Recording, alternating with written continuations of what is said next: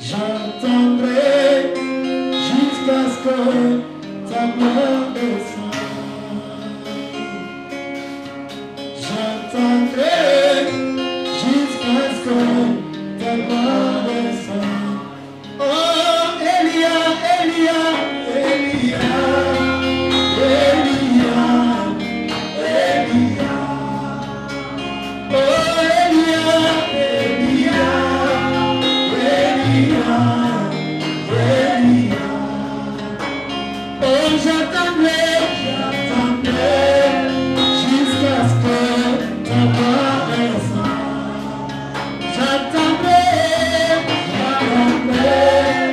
jusqu'à ce que ta gloire descende.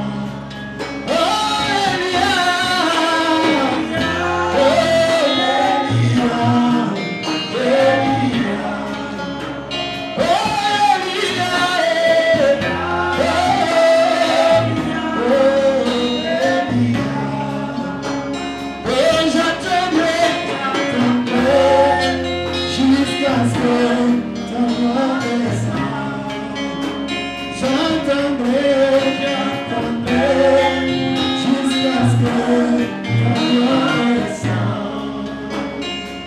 oh, Elia,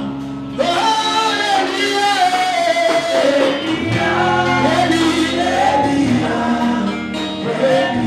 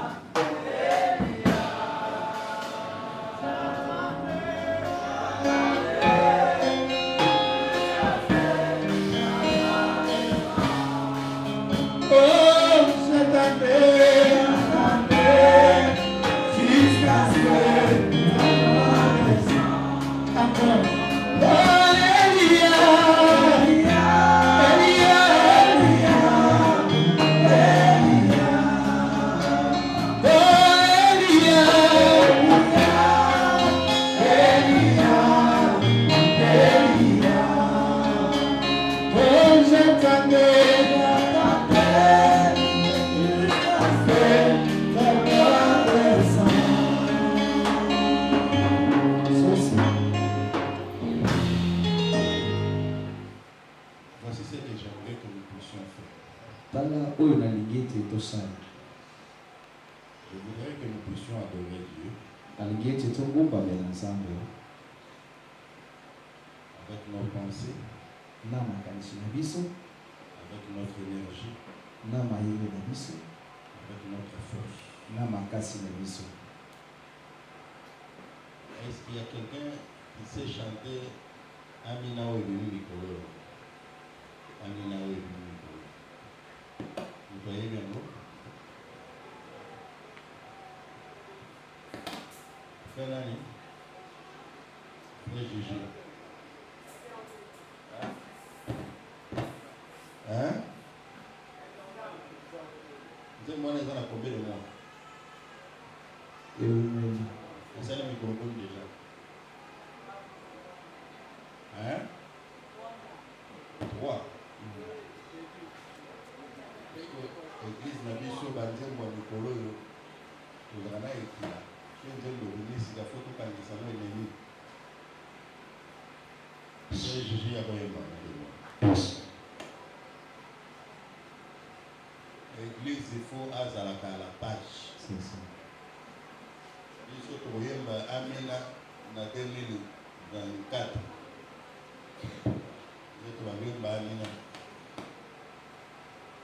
Amen.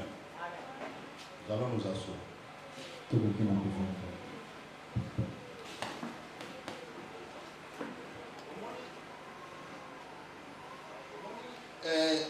idée dans soit qui n'a tongo lelo. La soit qui idée na ya na nzembo wana. Na carte mémoire na tia ebeta. Mais la logique que ceux qui na sali bongo ba moni c'est que hier a commenté la ba cassette awa, c'est que moni biso banani. Na bina sala bongo te na 50 euros. Ce qu'on nzembo c'est sali ceux qui une année na circulation. Mon tout a yebi amona ACC. Moni fallait na ya na carte mémoire na ngai. Mais le tout tiango ka toujours à 20 ans. L'église dit amen. L'église dit amen à haute voix. Je vais vous dire quelque chose. À part la parole de Dieu, dans l'église, il n'y a pas plus important que l'adoration. Donc il y a la parole de Dieu. Après il y a l'adoration. L'église doit avoir cette culture-là. D'adorer Dieu. Cette culture-là doit exister. Et quand le moment d'adoration arrive, l'église doit avoir la capacité de se concentrer dans l'adoration. C'est très important. Parce que sans l'adoration, l'église devient stérile. C'est l'adoration qui crée l'atmosphère dans l'église. L'atmosphère de Dieu est créée par l'adoration. Et notre église doit avoir cette culture-là. Tu viens à l'église avec l'idée d'adorer. C'est-à-dire que tu es là, tu n'es pas en train de chercher les occasions pour être distrait. Mais tu es concentré à la recherche de l'atmosphère d'adoration. Vous allez voir quelqu'un. Au moment de l'adoration, les yeux commencent à circuler partout. Ça, c'est quelqu'un qui n'a pas la concentration.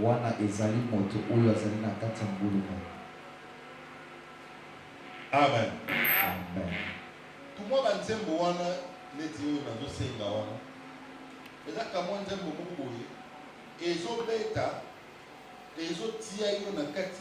atmosphère d'adoration. Au moment même que tu as déjà dans l'atmosphère d'adoration. L'église le va amen.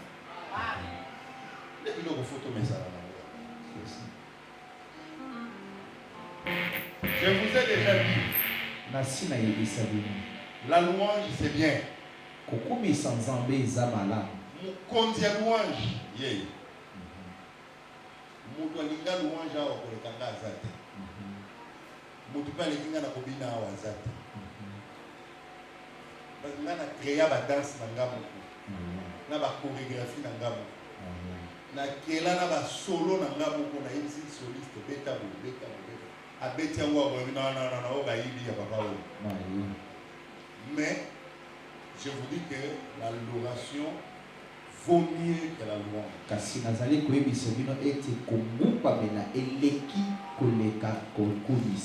Pour plusieurs raisons.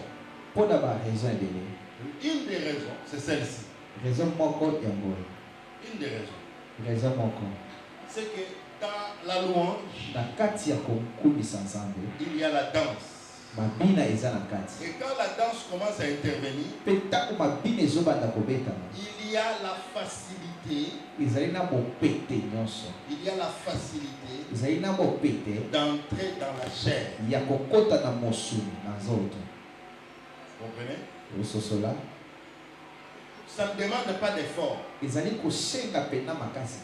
allez voir que si on lance une bonne louange ici. Pe okomona ete soki batindeli biso louange ya kitoko awa. Si on ne fait pas attention, les jeunes gens qu'il y a ici, il y en a qui vont danser les danses qui sont dans le monde. Soki tosali bokebi te bilenge o baza awa banda kobina babino bali kobina libanda C'est ça que je suis en train de dire. Lelo na saka tsakolo. Mais la louange n'est pas mauvaise. Louange eza na mabete. Mais l'adoration travaille l'esprit et l'âme de l'homme plus que la louange. Kasi kobumba mela ezali kosalisa makanisi to ame ya moto koleka louange. Parce que la chair n'a pas beaucoup d'espace dans la louange. Faut ete mosuni eza na esika ebele te na kati ya kobumba mela nzambe. Maintenant, toi en tant qu'enfant de Dieu, Sikoyo lokola mwana tu nzambe. dois être capable de te concentrer. Il Il y a des gens qui sont incapables de se concentrer.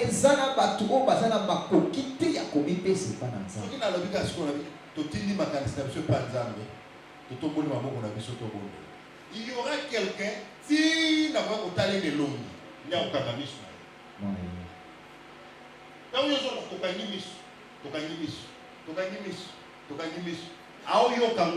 parce que ses pensées sont ailleurs.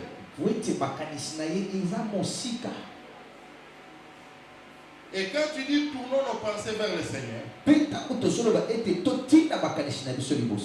en a qui sont incapables de faire ça. Des moments où on organise foufou, on organise bilamba, on organise lobby, on organise mutotonga qui joue wana, makanisi nyonso wana ezo ya na même moment. Tu dois être capable de refouler toutes tes pensées, toutes ces pensées là. Au moment de la prière, tu dois être capable de refouler ça. Et c'est que nous avons makoki ya kobenga na mayele nyonso makanisi nyonso na obenga na mosika na yo na tango oto zali kusambela. Mususu ndera banyo lime manzaka. Musudera banyo bongisa suki.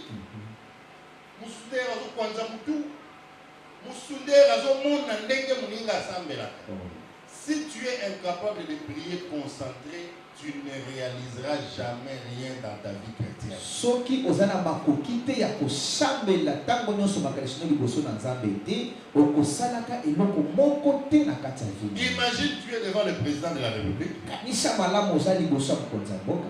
Il est assis ici. Avandi a. Toi tu es assis là. Yo pe vandi pembeni. Il te donne la parole. Apesi yo. Toi, tes pensées sont ailleurs. Yo makanisi na yo eza bisika. Et quand il te regarde, il voit que tes pensées sont ailleurs. Ye azomona ete makanisi na yo eza mosika. Tu peux obtenir quelque chose? Okozela kwa moko. Tu n'obtiendras rien. Okozwaka eloko te. Amen. Amen. Tu dois être capable. On lance l'adoration et toi tu es concentré. Tu dois être capable de faire ça. Tu dois être capable de tourner tes pensées vers le Seigneur. Tu dois être capable de te concentrer dans la prière. Et le diable connaît cela. Qu'est-ce qu'il fait? Dès qu'on lance la prière, dès qu'on lance l'adoration, toutes les pensées commencent à te venir dans la tête. Celui qui t'avait critiqué, son nom vient. Le foufou qu'on a préparé, que tu as laissé déjà. Parce que tout chose est rapide.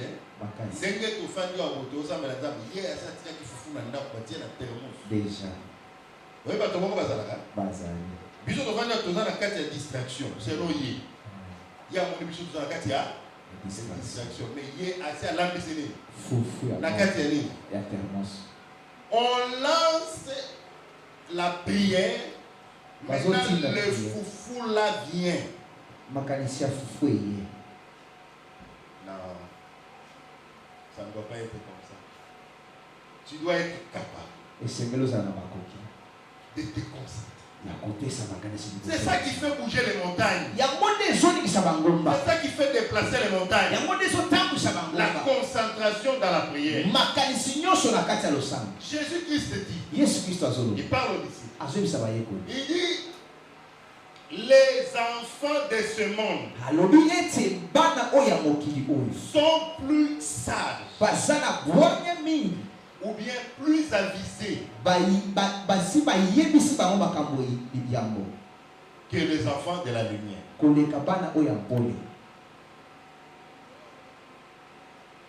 Parce que la concentration entre dans le monde. Quand tu es bien concentré, tu vas entrer dans le monde spirituel et tu vas bouger les choses naturelles. Tu les bouges surnaturellement.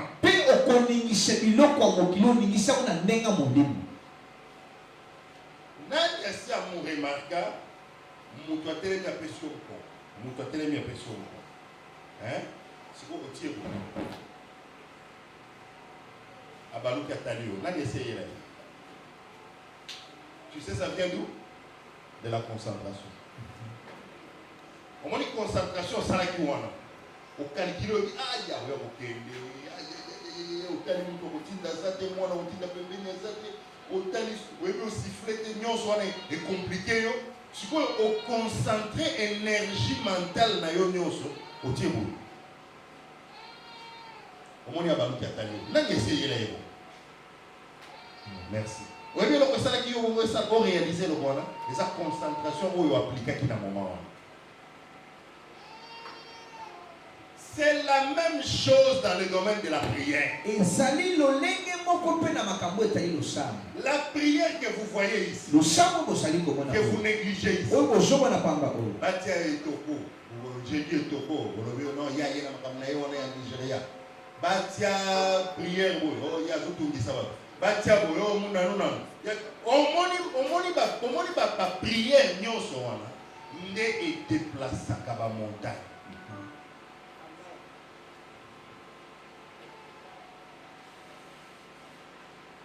Amen.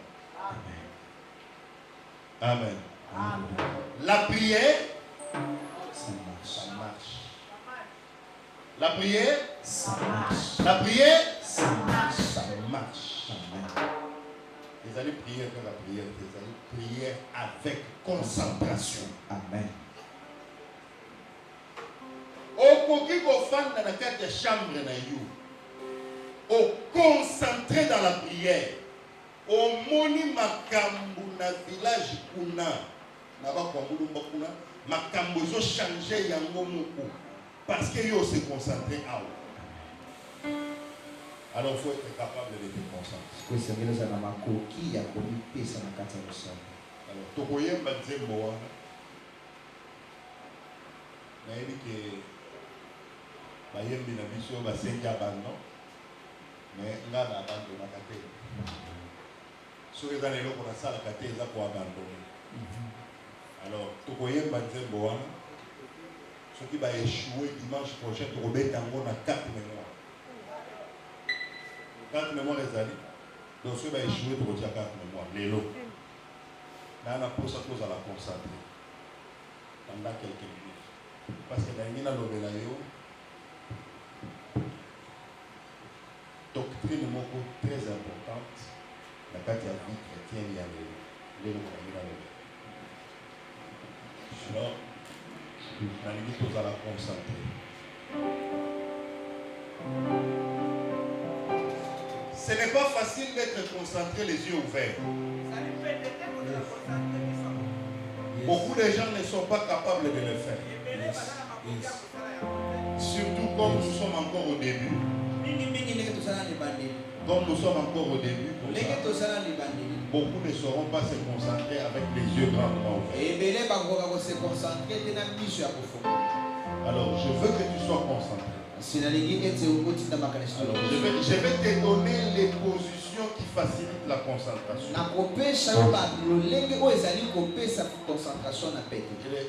Les positions qui facilitent la concentration. Et je vais te donner les positions qui rendent la concentration difficile.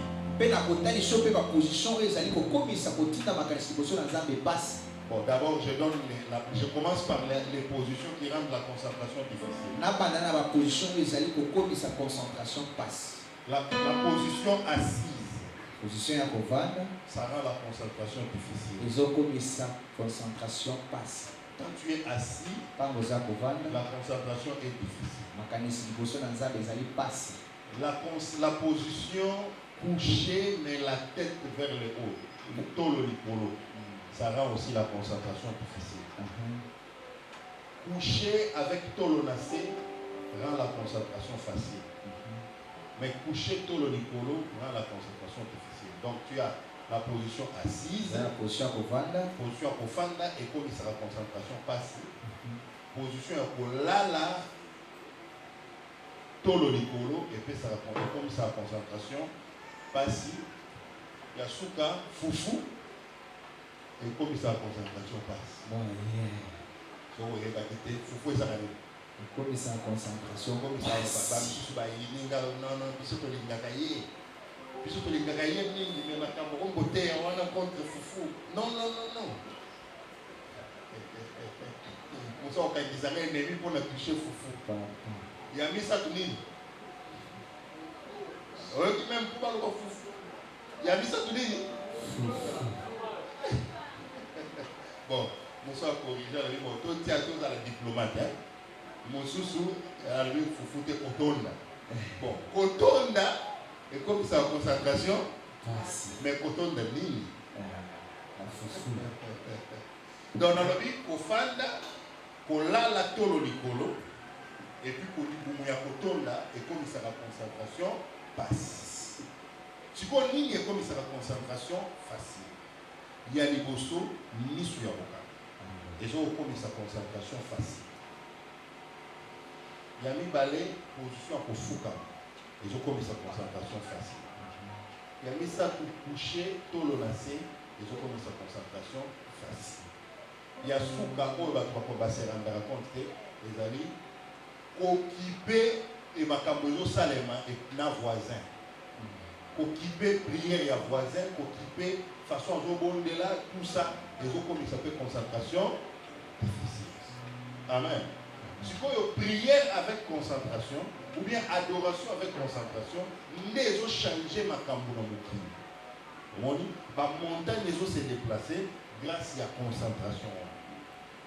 Amen. Amen. Amen. Amen. La mousselanga voisin na yo. La mousselanga voisin na yo. Comment est-ce qu'on va faire? La voisin nous soit dans la aussi. Ok.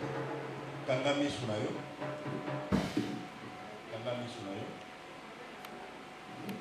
Tombola mutu na yo muke. Misu no so eza okanga tombola mutu muke. Kokitsa mutu boye. Tombola mutu boye. Ok. Voilà. Kangami sunayo. Maboko na yo mibale. Ato fandisi on a kiti mais tombola yango. Merci beaucoup. Tombola maboko na yo mibale. Tombola nazo mona ba misu basali ya bote. Tombola maboko mibale likolo. Misu na yo kanga. Tombola mutu na yo likolo. Na uti koloba ke position ya kofukama ezo favoriser concentration. Alors, ce que l'autre fukama. Na uti koloba l'histoire ke position ya kolala ezo pesa concentration facilité. Mais na niki tozala concentré. Tinda makanisi na yo pa nzambe. Okay.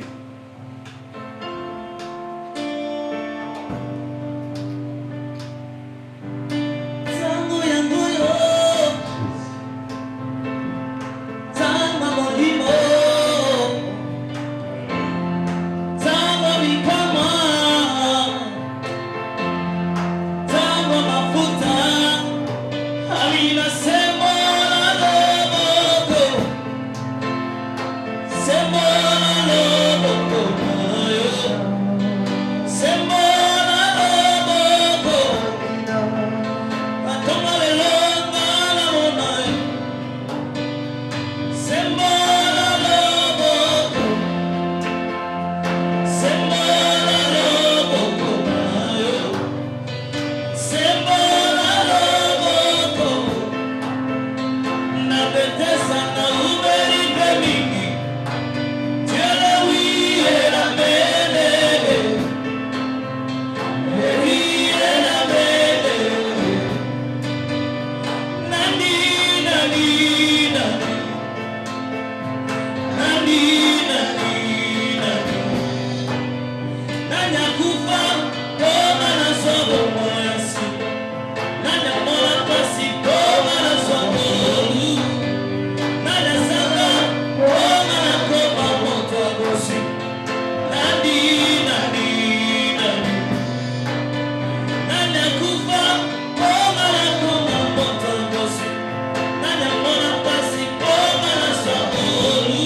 Alléluia.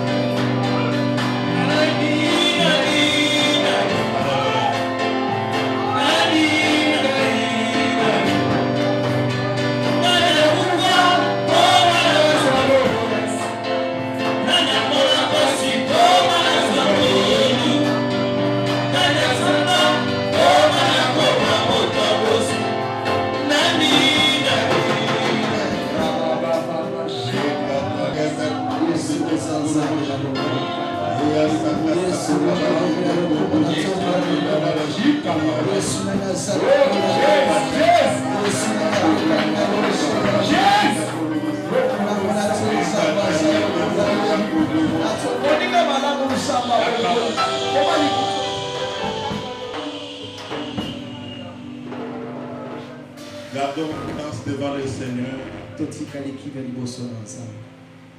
Gardons quelques minutes de silence. Dans une très forte concentration. Dans une très forte concentration.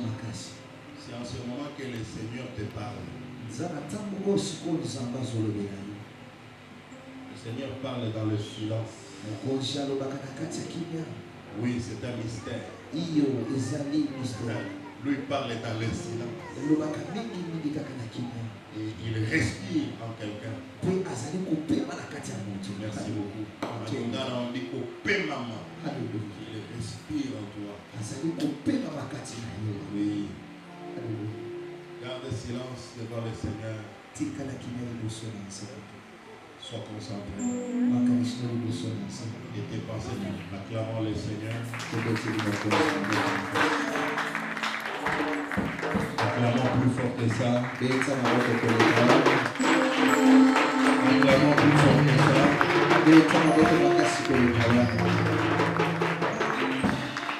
Amen. Amen. Nous pouvons nous asseoir. Omoni. Et bien bien. Là, nous avons la libanda. Là, nous avons fait libanda pour nous. Nous avons fait barabisu batombo tombo ba maboko libanda. Na ba l'église là, vous voyez? L'église c'est comme ça. L'église est en développement. Omoni mutu ayembi nzembo wana, oyebi ka yemba kiango en plein culte. Ezaki na culte. Ezaki te notre studio to concentré. Kaka en plein culte, Saint-Esprit mbala moko nzembo bimi pe ndetambo mukimo. C'est comme ça que Dieu fonctionne. Alors nous saluons la présence de notre papa. Acclamons le Seigneur pour sa présence. Acclamons plus fort que ça pour sa présence. Acclamons plus fort que ça pour la présence de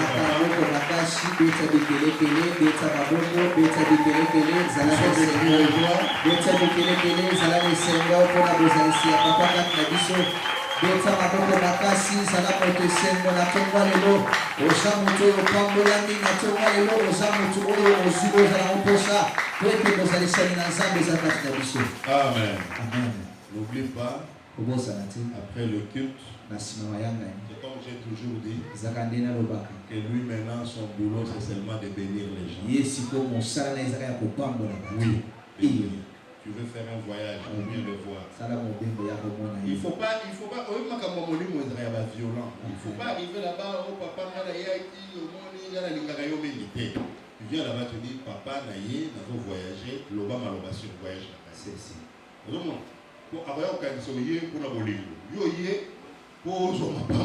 comprenez ça? Donc, lui, son boulot, c'est bénir. Est-ce que vous comprenez cela? Alors, tel que nous le voyons ici parmi nous ce matin, c'est-à-dire il est venu nous bénir. Et acclamons le Seigneur pour sa présence.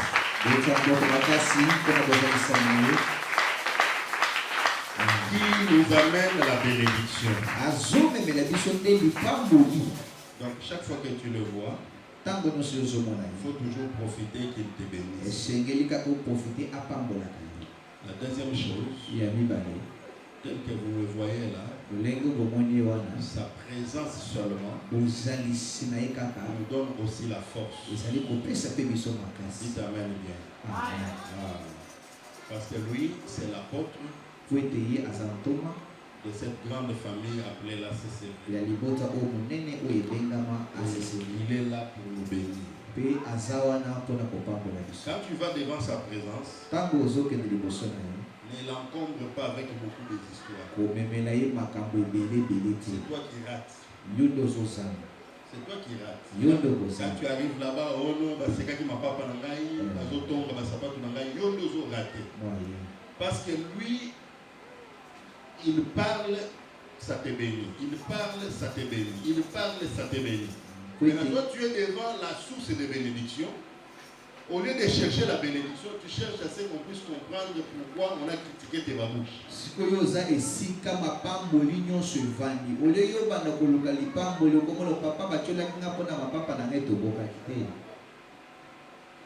Amen. Lisons dans le livre de Luc. Et j'ai besoin d'un bon lecteur aujourd'hui avec la Bible. Parce qu'il y a un téléphone les en retard. Combien de versets tu vas partager les 1, 2, 3, 4, 5, 6, 7, 8. 8 passages. Donc, nous avons la Bible, le téléphone. Oh, ils ont la Bible. Il y a au final dans la lanterne. Ils ont la Bible.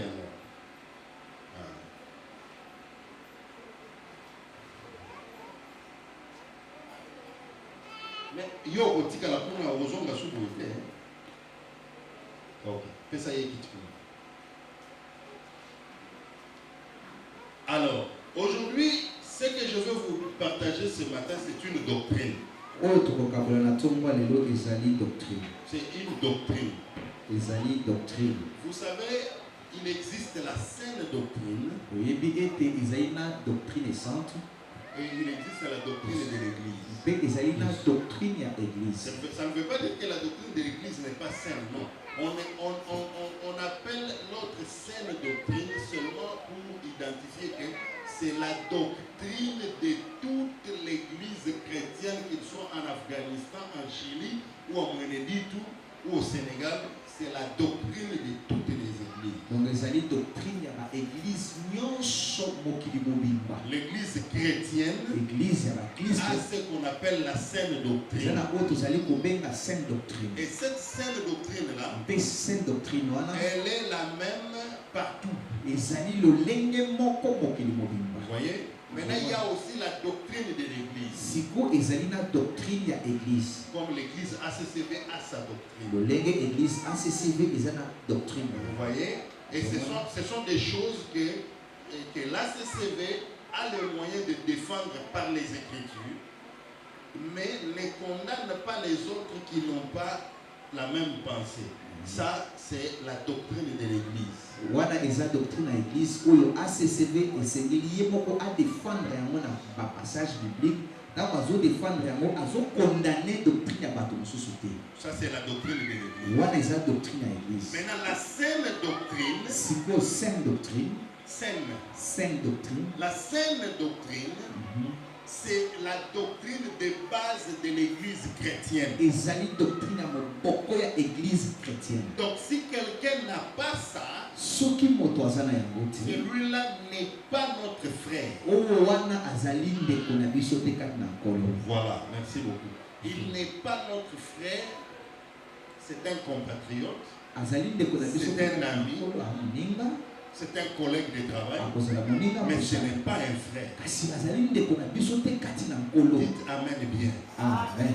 Quand on dit le mot chrétien, vous devez savoir que quand le mot chrétien est venu au monde, c'était une injure. Pas le mot chrétien était une injure quand ça a commencé. C'est-à-dire qu'on injuriait les gens chrétiens. Vous comprenez? Et ça a commencé à Antioche. Quand le christianisme est arrivé à Antioche, quand les gens, le peuple d'Antioche a entendu les enseignements qui étaient donnés dans le christianisme, ils ont commencé à dire, mais ces gens sont des fous. Comment ils peuvent enseigner ça? Mais ils sont fous. Ah, regardez, les gens qui suivent Christ, chrétiens, vous comprenez? C'était une injure. Aujourd'hui, c'est une fierté de dire je suis chrétien. Surtout les colons, président chrétien, la ministre de l'Église chrétien.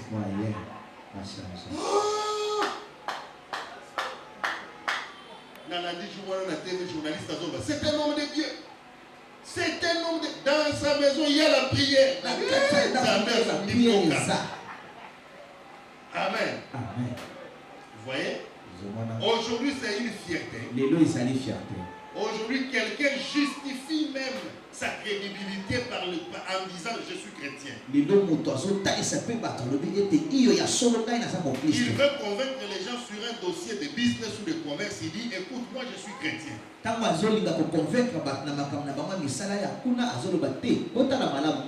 Mais quand ça avait commencé, c'était une injure. Dites amen et moi j'explique. Amen. Pourquoi c'était une injure? Parce que c'était la folie. Les enseignements qui étaient donnés étaient considérés de la folie à l'époque. On dit que vous dites que vous suivez ces messieurs-là. Mais est-ce que ce n'est pas le monsieur qui était crucifié l'autre jour là, on l'a cloué à la croix? C'est pas lui. Est-ce que ce n'est pas le monsieur là qui était à côté des voleurs? Mais comment vous pouvez prétendre le suivre? Et comment vous dites qu'il est vivant? Alors vous êtes des fous. Allez, chrétien. Chrétien. C'était une injure. Mais pourquoi ils en ont fait une injure? Parce qu'ils n'ont pas compris. C'est que l'apôtre Paul allait dire quelques jours plus tard. L'apôtre Paul a dit la sagesse de Dieu, c'est la folie devant les hommes. Et la folie des hommes, c'est la sagesse de Dieu. Pour eux, ils ont cru crucifier alors qu'ils étaient en train d'élever le Fils de l'homme. Jésus lui-même dit quand le Fils de l'homme sera élevé à la croix. Amen. C'est alors que vous allez découvrir qui il est. Pas avant. Pas avant. C'est pourquoi l'apôtre Paul dit, il parle du diable, il lui dit, s'il savait.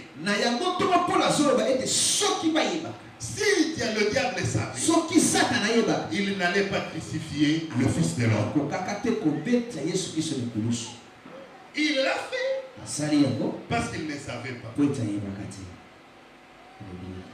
La sagesse de Dieu, c'est la folie devant les hommes.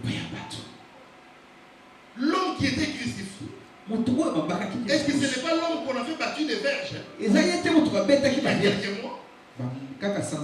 Mais comment vous dites que vous le suivez? C'est parce que les choses de Dieu, si l'Esprit de Dieu ne te les a pas révélées, tu ne comprendras jamais. Luc chapitre 24.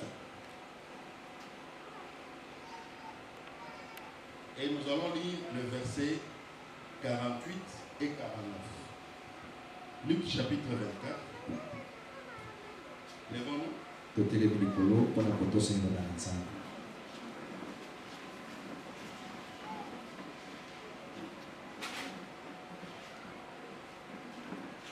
Vas-y. 48 et 49. T'engages avec vivacité. Tout. Nous lisons au nom de Jésus. Amen. Avec vivacité. Vous êtes témoins de ces choses. Vous êtes témoins de ces choses. Et voici. J'enverrai sur vous ce que mon Père a promis. J'enverrai sur vous ce que mon Père a promis. Mais vous, restez dans la ville jusqu'à ce que vous soyez revêtus de la puissance d'en haut. Mais vous restez dans la ville jusqu'à ce que vous soyez revêtus de la puissance d'en haut. Que l'Éternel bénisse sa parole. Reprends la lecture. Vous êtes témoins de ces choses. Vous êtes témoins de ces choses. Et vous voici. Êtes témoins de quoi? Vous êtes témoins de tout ce que l'Esprit de Dieu a fait au travers le Christ depuis le jour où Dieu l'a oint de sa puissance et de sa force. Amen. Vous êtes témoins. Vous allez témoins. Alors, comme vous êtes témoin, vous qui êtes témoin, continue. Et voici, j'enverrai sur vous ce que mon Père a promis. J'enverrai sur vous ce que mon Père a promis. J'enverrai sur vous ce que mon Père a promis. Question. Est-ce que la chose que le Père avait promis était déjà sur eux? Non. Est-ce que c'était déjà sur eux? Est-ce que c'était déjà sur eux?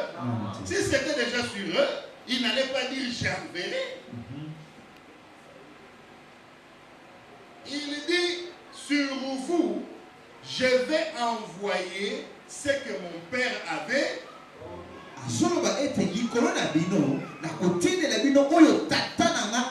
Alors qu'est-ce que Dieu avait promis?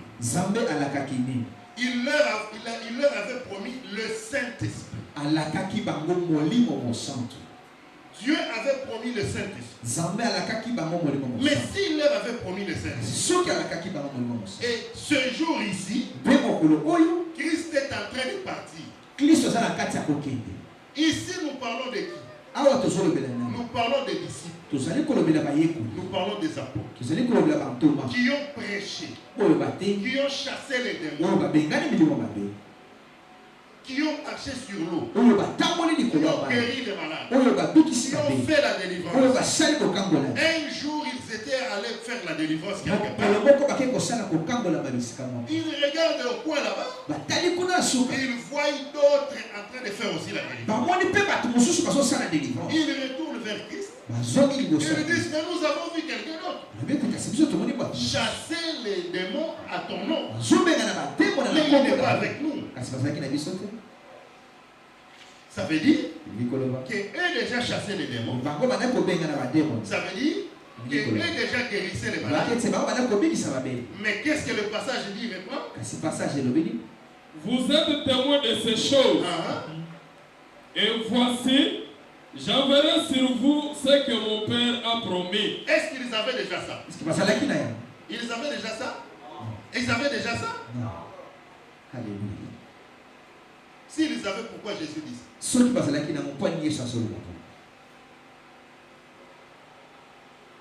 Et s'ils n'avaient pas ça, et qu'ils ont fait des délivrances, des guérisons et tout ça, ça veut dire quoi?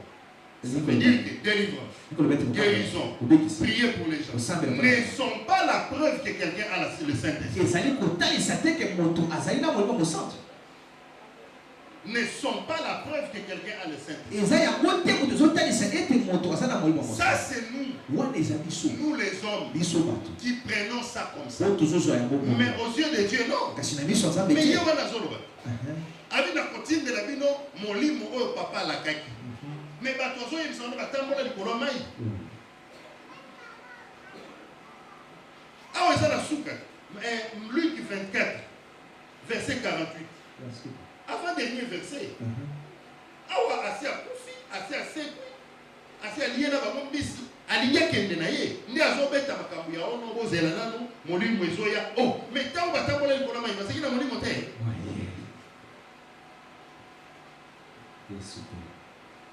Tant que Bengana qui va démon, parce qu'il a Moli Monté.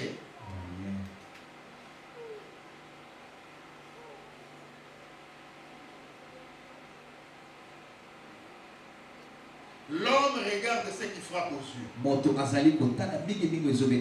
Mais Dieu ne regarde pas ce qui frappe aux yeux. Amen.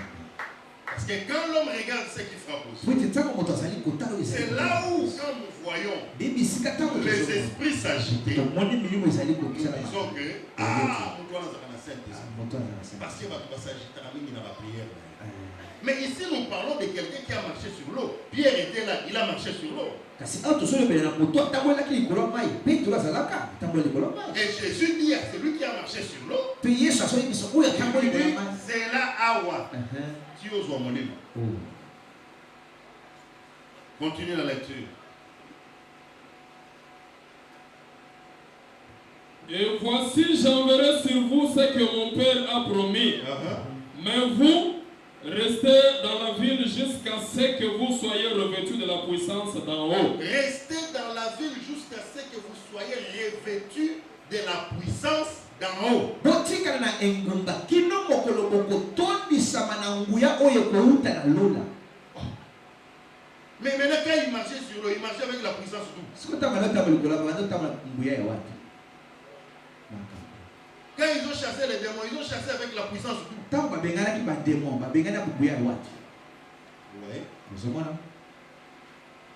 C'est pourquoi aujourd'hui Na yango lelo je vous parle de l'importance du Saint-Esprit. nasali kolobela bino na ya mutuya ya molimo.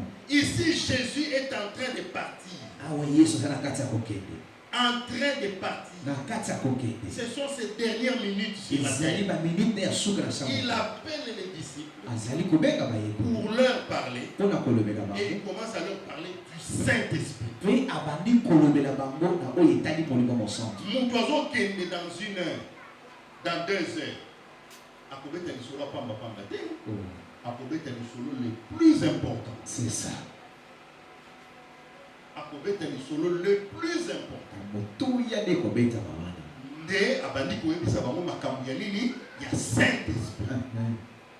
Aujourd'hui, l'Église veut travailler sans le Saint-Esprit. Lelo église li esaka mosala na kozanga molimo mosantu. C'est là où il y a tous les problèmes Nde bisika makambo nyonso ezali. que l'Église est en train de vivre. Oyo église na kati ya mosala. C'est l'absence du Saint-Esprit. Ezali bozangi ya molimo mosantu. Maintenant, le diable sait que nous sommes frappés par ce qui... Nous sommes attirés par ce qui frappe aux yeux. Siko satana pe ayebi ete biso bato tozali kobenda bakaka na oyo ezobeta na miso. Le diable maintenant s'arrange Satana siko azomibongisa. pour que nous ayons toujours des signes extérieurs Po ete biso tozala kaka na bilembo ya libanda. de la présence du Saint-Esprit. Libanda ya bozalisami na Nzambe. Mais Kasi à l'intérieur vide. na kati libungu tu. Vous voyez? Ozomona C'est ce que le travail que le diable fait. monde mosala satana zosala. Il sait que l'Église ne peut pas évoluer sans le Saint-Esprit. Ayebi ete église ebokokende liboso te na kozanga molimo Alors qu'est-ce mosantu. que le diable fait? Siko satana azosala Il nous laisse tranquilles azotika biso na kimia pour que nous puissions vivre les effets extérieurs de la présence du po Saint-Esprit. ete biso tobanda kobika makambo oyo ya libanda na bozalisami na Sans Nzambe. pour autant Wana tozoyeba qu'il te y ait un travail interne. soki na kozanga mosala oyo ya kati. Satan lobby, bateau soki na serré bango trop, bakoya komona clair. Nazotikela bango ba signe extérieur ya présence ya Saint-Esprit, nazotikela bango bamona ngo. Kokweya, kobaluka na mabele, koganga, biloko nyonso wana. Satan lobby, je laisse bango ba vivre ya. Parce que soki ata yango ezangi, bakoloba c'est que toza Saint-Esprit te, tobundana tozwa Saint-Esprit. Natikela bango ba signe extérieur ezalazala. Moi, je vais les mots, comme ça, va s'inquiéter que bazangi Saint-Esprit. Mais Moussala, il y a 4 nazo privé. Vous comprenez ça? Nde ozomona moto azo matati na chair mena motema moto azo yemba mena kanda moto azo tosa pasteur te mais alobi naza mosali na Nzambe moto azo tosa tomate mais alobi naza mosali na Nzambe. Donc, travail interne, oh, c'est le plus important. Satan, mais attiki travail externe. Parce que externe, il frappe à Vous comprenez? Mais Jésus n'était pas comme ça. Jésus a dit, vous, malgré vos tambola di Kolomai, malgré vos sambele la batukamala de Kimi, malgré vos sépuisa batukakufa, mais vous êtes là dans Jérusalem, si vous allez remplir du Saint-Esprit. Amen. Amen. Voici l'importance du Saint-Esprit. Botana motuya ya molimo mosantu. Soki na kotika kawa, mateya elingi banda na koti na stopper monter. Na bine côté ya nanote. C'est que les camerounais stopper les wana. Et ça est important. Parce que je viens de stopper la prédication. Na uti kotele misana te. Donc je ne peux pas stopper la prédication pour quelque chose qui n'a pas d'importance. Kotele miselite te pona eloko moko za motu ya te. Si je stoppe la prédication, Sobi na tele miselite ya. donc c'est une chose importante. Misana eloko motu ya za. C'est comme l'ancien prince veut aller en mission. J'ai dit non, ne pars pas encore en mission, attends. Ezali loko l'ancien prince angaki de etinda na koloba kokende nano te zela. Donc je le fais attendre pour quelque chose d'important. Vous voyez, Jésus est en train de dire aux gens à qui il a dit, allez, faites de toutes les nations mes disciples. Allez, prêchez l'évangile dans toutes les nations. Quand il finit de parler, les gens veulent se lever avec leurs valises pour aller prêcher. Lui dit stop. Attendez d'abord.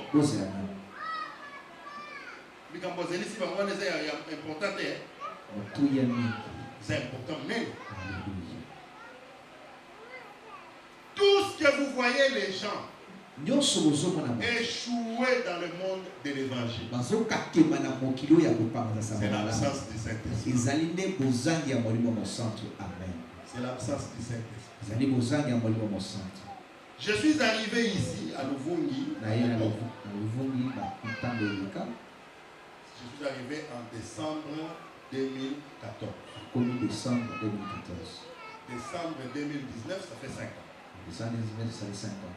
Alors en décembre là, quelqu'un vient me dire, quelqu'un de l'église, vient me dire en souriant, au monde pour se gagner ta maman. Awa, yo ye awa, awa ba pasteur bakima, église, ba pasteur bazarani, bakima. Bako kakati, église le pasteur moko dia ko kakao. Yo, okokoka azo se kanita mo. Vous voyez, si tu as confiance envers le Saint-Esprit qui est en toi, tu n'auras peur de rien. Aujourd'hui, 5 ans après, nous sommes là. Nous sommes là. Et avec force. Et avec énergie. Et aujourd'hui, j'avais 4 prédications et sur Israël. Après, il y a Saint-Esprit et il y a sagesse et Zalib et s'il a quitté. C'est quoi? Quand on a Saint-Esprit, et bien dit l'autre, bisoté pour te yango, et ben nakala, tokuta yango, tokotika yango, yote yango ndenge komani, ozo kasoni, c'est-à-dire, Acte chapitre 1er, 4 à 8, vas-y. Comme il se trouvait avec eux, il leur recommanda de ne pas s'éloigner de Jérusalem, mais d'attendre ce que le Père avait promis. Ce que je vous ai annoncé, leur dit-il. Car Jean a baptisé d'eau, mais vous, dans peu de jours, vous serez baptisés du Saint-Esprit. Alors les apôtres réunis lui demandèrent, Seigneur, est-ce en ce temps que tu rétabliras le royaume d'Israël? Stop. Sans le Saint-Esprit, tu ne réussiras pas la vie chrétienne. Tu ne peux pas. Impossible.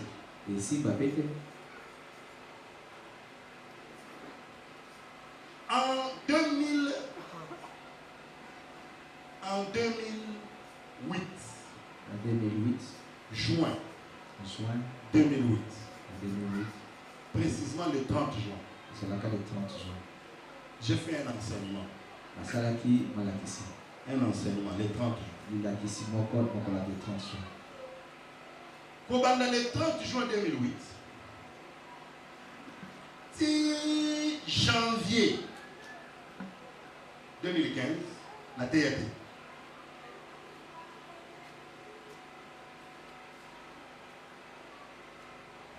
Pendant le 30 juin 2008, ti janvier 2015 na te ya te. Ça fait combien d'années? 5 ans. Combien? 7 ans. 7 ans na te ya te. Par oyo bazalaki jour ya liboso nazoteya na janvier 2008 nateyaki sur bafourmi ba oyo bazalaki touche boyokaki wana ezalaki ya moto asali 7 ans na bande de touche. Hein? Non. Après 7 ans nateyaki. Parce que le Saint-Esprit était à l'œuvre en moi. Oui, c'est moi le santo zaki na musala kati na nga. Nga nasali 7 ans nateyaki. Moutouza pour se plaindre, ça fait 3 semaines. La TIT touche moi aussi là. Ce qu'on a le Saint-Esprit attend après 5 ans touche vos alagas. Amen. Là vous n'étiez pas témoin. Mais 2015. Mai 2015. Je n'ai plus prêché. Jusqu'à avril 2017. Ici. Ici. À l'Ofongi là-bas. 2 ans. Non, pas 2 ans. 23 mois. Mais quand j'ai repris, qui a senti que, vous comprenez, ça fait quand même longtemps que tu as exercice là. Il faut se chauffer là. Non, non. Je monte sur la chair, je frappe au niveau où est Sengeli.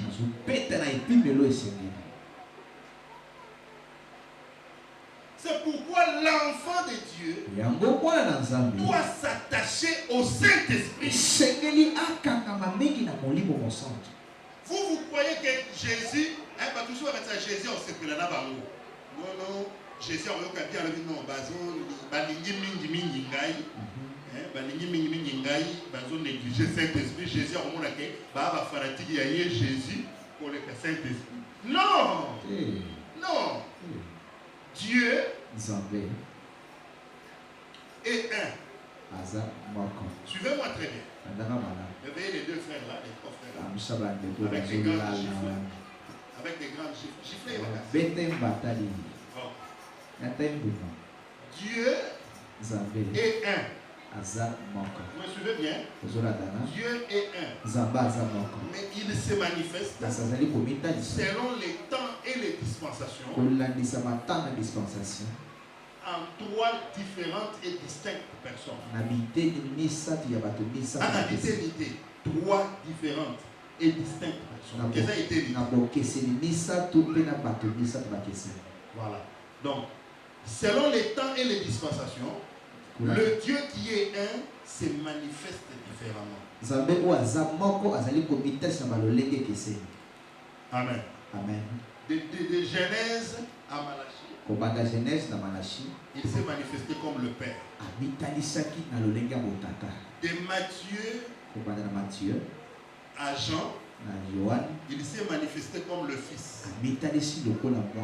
Des actes des apôtres jusqu'aujourd'hui, il se manifeste comme le Saint-Esprit. Toi, tu ne peux pas dire Saint-Esprit. Quand tu dis Saint-Esprit, Saint-Esprit, Amen. Amen. Comme Jésus savait qu'il y aurait des têtus et des rebelles dans ce domaine-là, il dit ceci. Tu peux injurier le Père. On va te pardonner. Tu peux injurier le Fils. On va te pardonner. Mais si tu injuries le Saint-Esprit, tu ne seras jamais pardonné. On appelle ça blasphème contre le Saint-Esprit. Maintenant, injurier le Saint-Esprit, c'est quoi? Ou blasphème contre le Saint-Esprit, c'est quoi? Blasphémer contre le Saint-Esprit, c'est ceci. Attribuer ce que tu connais, que c'est l'Esprit de Dieu, mais tu attribues ça à Satan.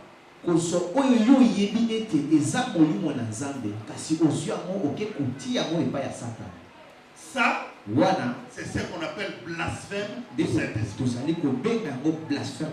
Et personne ne va te pardonner ça. De prendre ce que tu connais que c'est Dieu et tu attribues ça à l'ennemi. Personne ne va te pardonner. C'est ça qu'on appelle blasphémer contre le Saint-Esprit. Amen. Je vous épargne d'entrer dans les détails là-dedans. On en parlera un autre jour. Continue avec le passage. Il leur répondit. Ah, Yoka. Jésus a zolobé la makambuya. Saint-Esprit. Bango babandi koloba makambuya royaume. Il y a pouvoir, il y a politique. Est-ce que vous voyez ça? Bandez la verset. Il leur répondit. Non, bandez la passage. Comme il se trouvait avec eux, il leur recommanda de ne pas s'éloigner de Jérusalem, mais d'attendre ce que le Père avait promis. Bon bouger tes beaux là. Continue. Ce que je vous ai annoncé, leur dit-il. Car Jean a baptisé d'eau, mais vous, dans peu de jours, vous serez baptisés du Saint-Esprit. Yoka, c'est là qu'on continue. Yoka. Au moins, il y a Luc, il y a Luc, Bozela, Bogozwanguya, à Luc. Mais si on a un acte des apôtres à Fouwa, il y a Nguya, Bogozwa, Bogozwa, Nzela, Yanni. Voilà, on a un malade. Au moins, il y a cet esprit. Nabani na kofungo la bino ko ebisa bino ke. Bato ya zo ebisa bango bazela Saint-Esprit. Bato wana déjà bando sambele la bato. Bato wana déjà bando teya. Bato wana ba déjà bazalaki kodisala ba délivrance ko benga ba demo batamoli même ko la mai. Eza ba ndenge to fami na bino boye. Boyo kika ngana lo bino ba ancien nyoso yo. Mutokote ya sosote si ba besoin Saint-Esprit. Oui, mais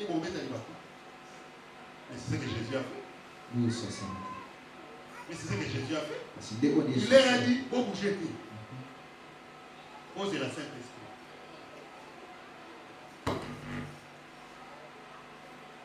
Sur l'église à Jésus qui a ACCV. Mais les ballons, non, je dois comme ça dans la bus. Et pourtant, c'est ce que Jésus a fait.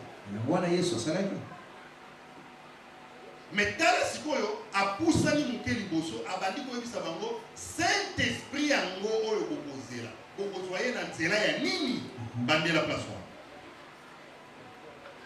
Comme il se trouvait avec eux, il leur recommanda de ne pas s'éloigner de Jérusalem, mais d'attendre ce que le Père avait promis. Oyo kozaleti na Luc pe alobaki bozela. Continue. Ce que je vous ai annoncé, leur dit-il. Toujours car Jean a baptisé d'eau, mais vous, dans peu de jours, vous serez baptisés du Saint-Esprit. Donc, Mouya la kaki bango na Luc, Mouya la ki bango na Acte, Mouya ngo bakozwa yango na nzela ya baptême du Saint-Esprit. Continue. Alors les apôtres réunis lui demandèrent, Seigneur, est-ce en ce temps que tu rétabliras le royaume d'Israël? Alors qui Jésus a dit le baptême du Saint-Esprit, politique. Il leur répondit, ce n'est pas à vous de connaître le temps ou le moment que le Père a fixé. Allez, Jésus a effacé l'idée dans la bango. Oyo bino bozo na ngana za punaki. A sondisi bango na oyo yazalaki na continue. Mais vous recevrez une puissance. Le Saint-Esprit survenant sur vous. Le Saint-Esprit survenant sur vous. C'est là. Stoppez. Vous recevrez une puissance. Le Saint-Esprit survenant sur vous. Il a commencé par leur dire. Attendez. Ne bougez pas. Après, il leur dit, pendant que vous attendez, sans bouger, sachez que ce que vous attendez là, vous recevrez ça par le baptême du Saint-Esprit.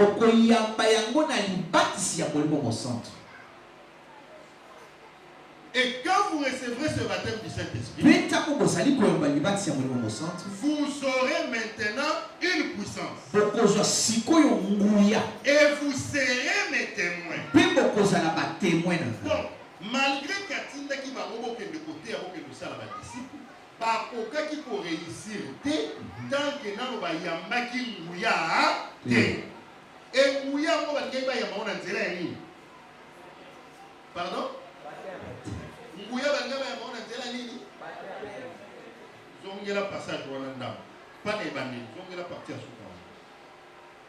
Car Jean a baptisé d'eau, mais vous, dans peu de jours, vous serez baptisés du Saint-Esprit.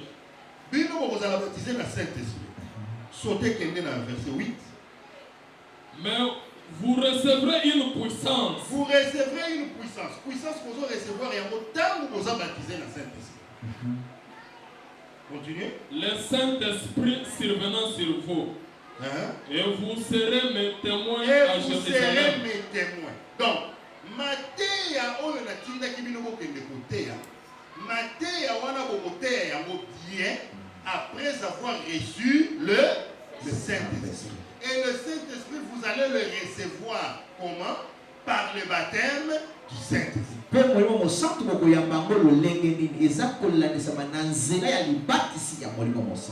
Amen.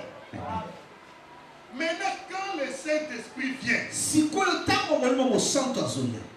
parce que dans le Saint-Esprit,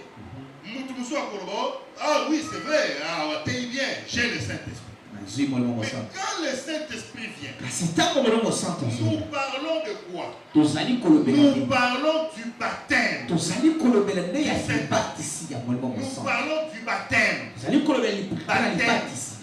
Le mot baptême veut dire plonger dans, immerger dans, enterrer dans. Quand on baptise quelqu'un dans l'eau, ça veut dire qu'on le plonge dans l'eau. Ça veut dire qu'on l'immerge dans l'eau. Ça veut dire qu'on l'enterre. Amen. Et quand on enterre quelque chose, ça veut dire qu'on prend la chose, on met dans la terre et on couvre des terres. Alors quand on parle du baptême, il y a plusieurs sortes de baptêmes. Le baptême dans l'eau, le baptême dans le Christ. Le baptême dans le Christ, c'est ça le salut. Le baptême dans l'eau, c'est le baptême de la repentance.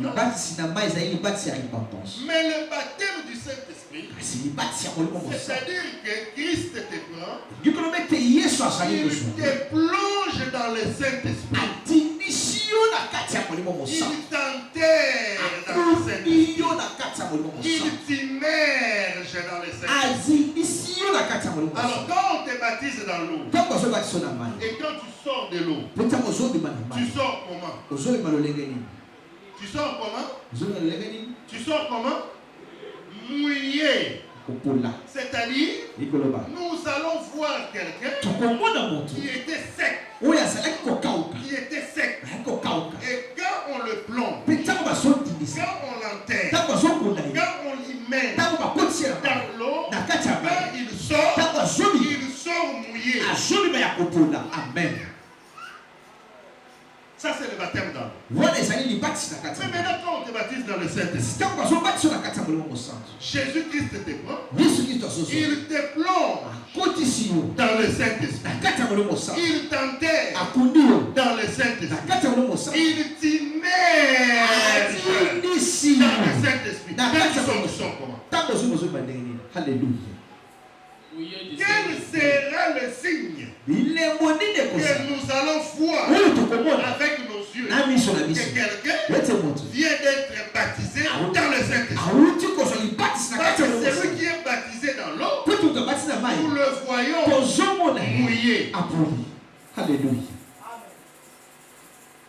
Et maintenant, ce celui qui est baptisé dans le Saint-Esprit, sikoyo ya baptisé na kati ya quand Molimo il Santu sort, ntango azobi nous le voyons comment? tozomona lelo Avec nos yeux, na miso na nous le biso voyons comment? tokomona ndenge nini Nous le voyons tokomona ye en train de parler dans de nouvelles na langues. kati ya koloba minoko ya sika. Haleluya.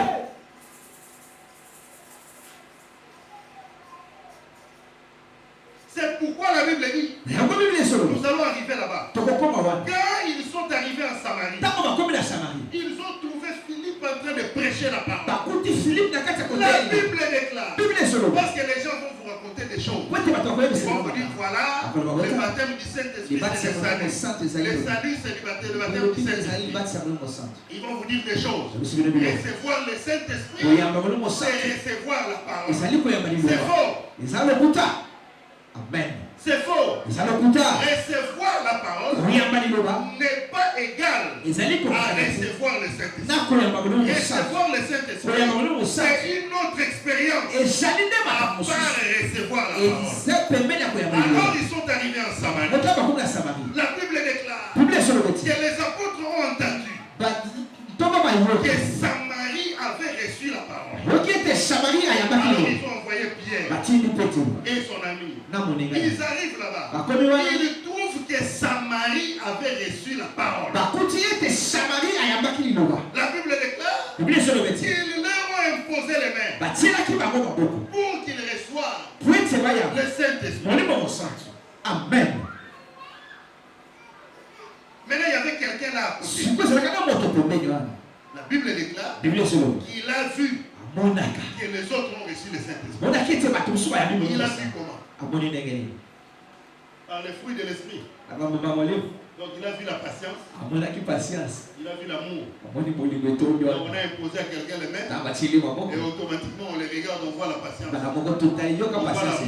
l'amour. Ah, il a reçu la patience. Non. Quand quelqu'un reçoit le Saint-Esprit, la Bible déclare, et ils furent baptisés dans le Saint-Esprit. Et ils se mirent à parler dans de nouvelles langues. Amen.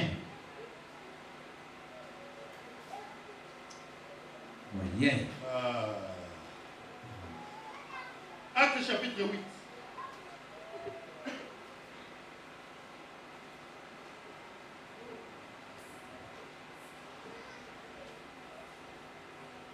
Verset 14. Allons-y. L'anda passage.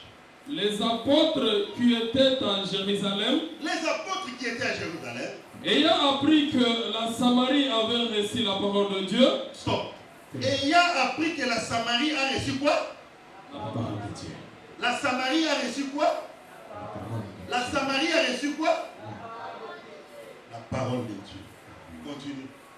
Ils envoyèrent Pierre et Jean. Ils envoyèrent Pierre et Jean où? À Samarie. Où on a reçu quoi? Continue. Ceux-ci arrivaient chez les Samaritains. Quand ils sont arrivés chez les Samaritains qui ont déjà reçu la parole, prièrent pour eux. Ils prièrent pour eux. Pardon, ça me met la main. Hein? Ah, pardon, ça me met la main. Parce qu'il y a mille. Parce qu'il y a mille paroles. Pardon, ça me met la main. Il y a mille paroles. Continue.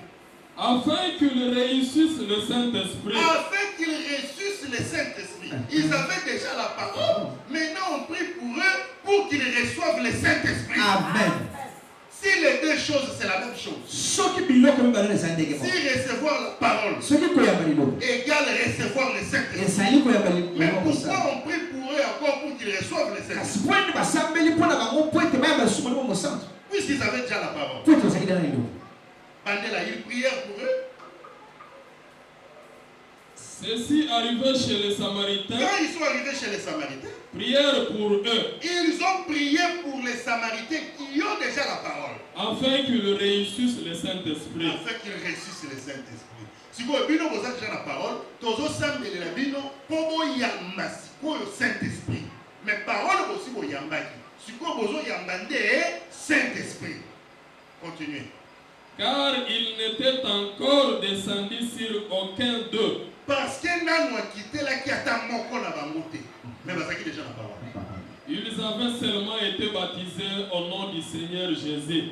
Ils avaient seulement été baptisés au nom du Seigneur. Donc, ils ont déjà reçu la parole. Ils ont déjà été baptisés. Mais le Saint-Esprit, ils n'ont pas encore reçu.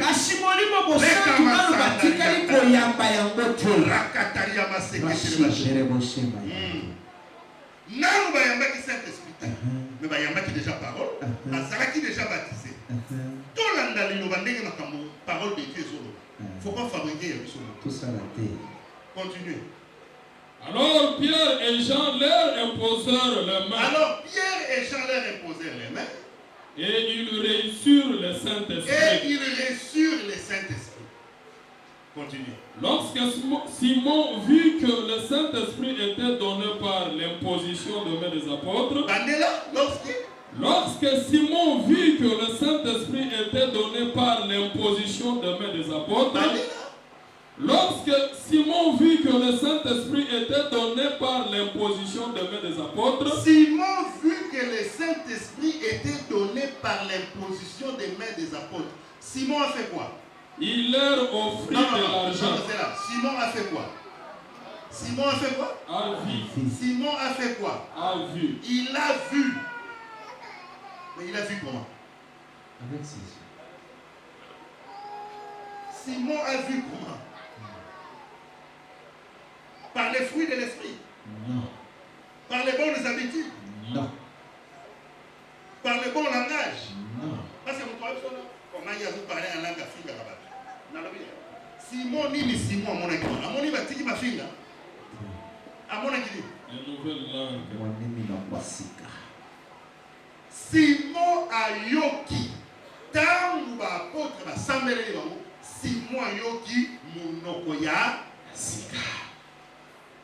Ndelo oyo makambo oyo malamu nga pe bapesa nga nguya oyo na banda kosambela pe batu babanda pe koyamba Saint-Esprit na koloba monoko ya sika.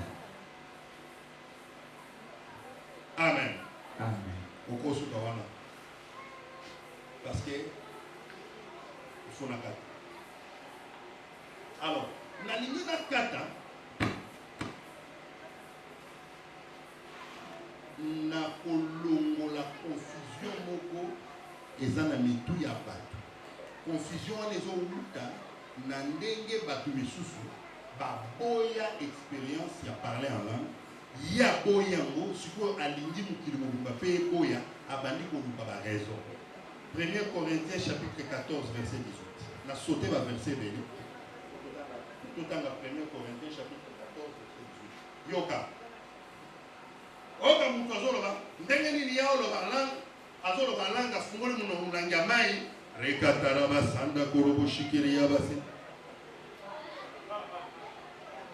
iyakatara basanda comment azoloba za conscient po bato misusu balinga kobimisa ngo ke po mutu oloba langue il faut azala inconscient okoloba ngo volontairement te neti ngai nalobaka ngo volontairement.